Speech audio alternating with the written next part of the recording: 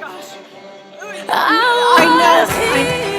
I know many of you, and many of you know me, and I never am without something to say. I'm the talker, and I am absolutely astounded and speechless and beyond ever imagining this was going to be for me tonight. I had already made last year I had my guest, and my pick, and it was my mentor and the woman whose shoulders I stand on, Pat Potts, who, as you know, founded the Oklahoma Center for Nonprofits. And I certainly looked at all the incredible nominees tonight, and I had whispered 2 or 3 guesses thinking I was so smart, Never, ever, even when the introduction started, I whispered, oh, I think it's I thought I knew it was somebody else. I never imagined. And standing behind me is my family, who had all absolutely begged out of this evening. My husband, who told me he was in Washington, D.C.,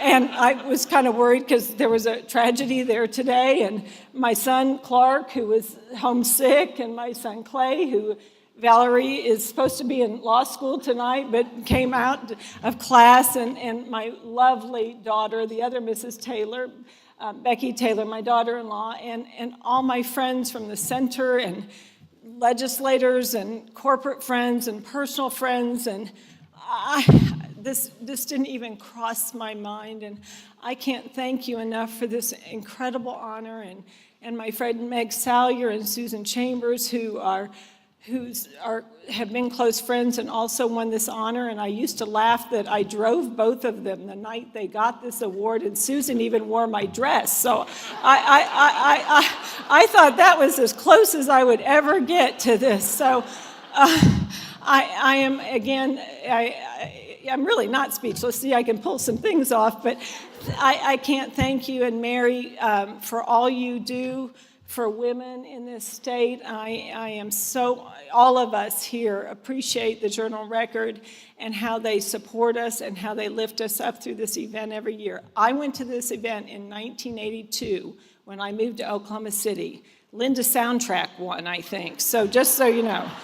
So, and it was in a small room in a basement somewhere, and Joan Gilmore was there. I do remember that, but I never, ever in my whole life and dreams, moving here from Chicago and living in the Skirvin Hotel and not knowing anyone, many of you know my story, imagined that I would receive this honor, and I am overwhelmed, and from the bottom of my heart, thank you. I represent the nonprofit community, which is the greatest privilege anyone could ever have, and Pat has shared that privilege, and many of you work in that community. But as Liz said, she had a nonprofit that kept her alive during those years. So when you think of what you want to do, when you think of where you want to go, when you say tag your it, that's what makes this world work, and that's what's keeping many people alive today. So thank you very, very much, and thank you all for being here. Good night.